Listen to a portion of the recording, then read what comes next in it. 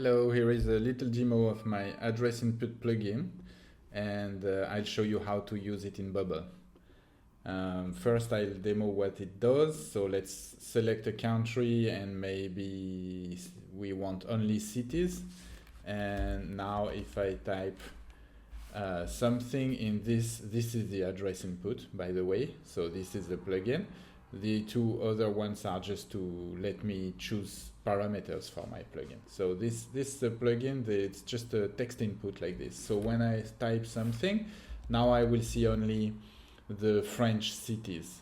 And when I select something, it will trigger a workflow, and the workflow will have access to what Google API returns for this selected address, which is right now a city. You have also the standard clear event that can be sent to the input, and yeah, and that's it. And you can also access, if I just type something here, you have access to, you see, you have also another workflow can be triggered with another event to access exactly what the person typed. So you can have what they typed, or you can have what they selected in the list proposed by Google, which is a real address. Anyway, so let's dive into the plugin installation. First, you need, of course, an app. Let me show you. So this is my app. The first thing you need to do is to install the plugin. So you go to your app's plugin, then you add a plugin, you search for address input, yeah, this is the name, Address Autocomplete, and you install it. Then you'll have access to its parameters, and here you can add your API key, which I'll have to change now because it's visible here. So anyway, Google API key, you put it here. In order to get your API key, you go to Google Cloud. You activate in the APIs, you activate the geocode something. Let me show you. Yeah, this one, geocode something, geocoding API. You activate it.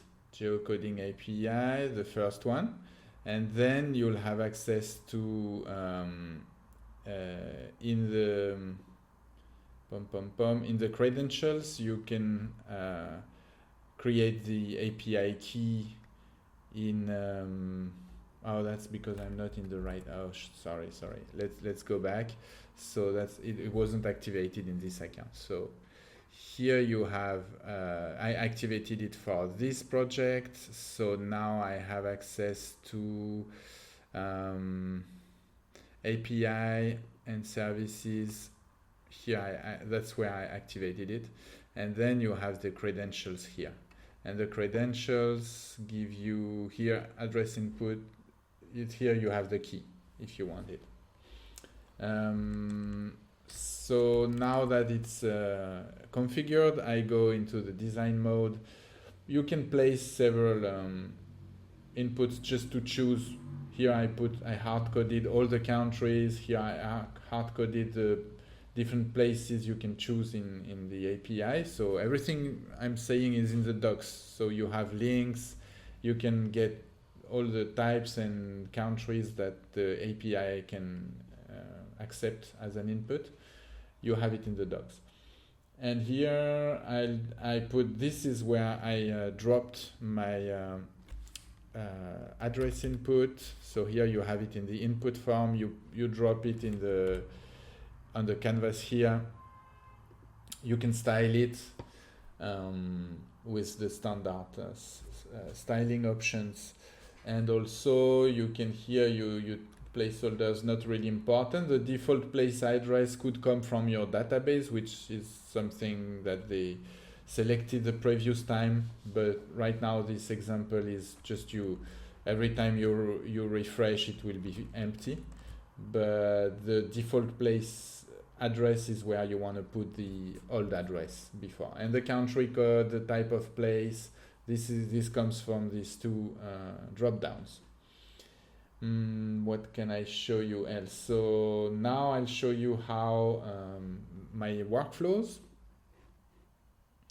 The first thing is when when you want to reset the input, then you just send a standard event. You just reset a group and you select the group. That's all. So the group is the thing that I have here. The group is the big in the layers. This is the group. No, this is the group I selected. So the big group containing all my inputs. I use the event that Bubble gives you, which is reset.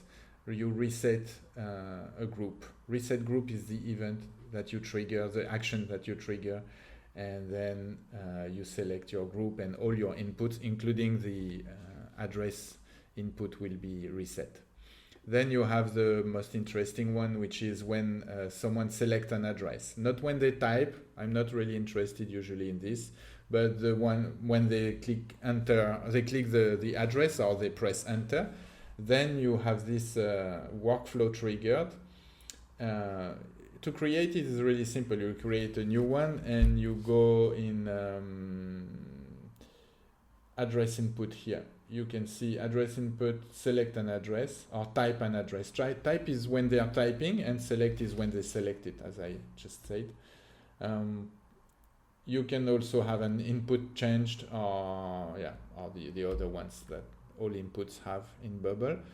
And what I did is when I know they selected an address, I know the address is available, so I just show I show something like the little tick, the green tick. That's all I do here. I'll show you another example which is a little more complex with repeating group, and then we are done. So I created this here. Okay, this one's ugly, but it works. So that's a repeating group, and so the group has a data source which is defined in my database. Okay, let's start with the database. So in my database I defined a place, which is just an address and a place ID. Place ID is an ID that Google returns, and you can use it if you want to do other API calls to Google APIs without the plugin. And if you want to go further than what the plugin offers, you can use it, the place ID, to say, okay, I want more details about this place, for example. And in the users, I also added a list of places. Okay, and the places are this. So that's why I can do this. I select in my type of content for this repeating group, I select place. So now each line is a place, and for example in the address, this is my address input. Okay, so I dropped the address input here, and I tell it that by default you take your parents groups, places, address. Okay, remember in the database I have two things. I have place ID and place address. So here I take the parent group place address, and the parent groups once again is the current user places. So my user has places. I want to display these in the repeating group, and the address will be taken here. Then the other one is the place ID, and I concatenate. I want to display to what did I do? Okay, I want to display also the address input's name. This is not really interesting, but it's the name of the place. Okay, so I take it from this. When I set the address here, it will be filled with the address inputs, the place name too. But it's not very important. What's important is I display here the parent group place ID, which is also come from the user places. Okay, So what's more complicated is the workflows. So the add button is really simple and remove button are simple. They just create an empty place. So you create a thing and the thing is a place. That's all. And then you add this place to the current user in their places list of places. But what's interesting is when I select an address, then I will make change and I will use, so I'll take the parent group. So because this address input is in a group, in a repeating group, I can access its parent group's place. And then I say, okay, I changed the parent group place. Its address will be the address input, the one I just, which triggered this event. And I take its address and I put it in the parent group address. And the same with the place ID. And this will update what's in the database too. Okay, that's it, I guess. So please feel free to reach out to me. There's my email address everywhere. Don't make a very bad review because there is a bug. Just tell me. I'm really quick at fixing bugs. Also, I really appreciate some good reviews. Right now, the reviews are not very good because at the beginning there was some misunderstanding, I believe. But now it's all good. The plugin works really well. So I'm happy. If you're happy, tell me also. If you just want to say that's great, it works. And okay, see you soon. Bye.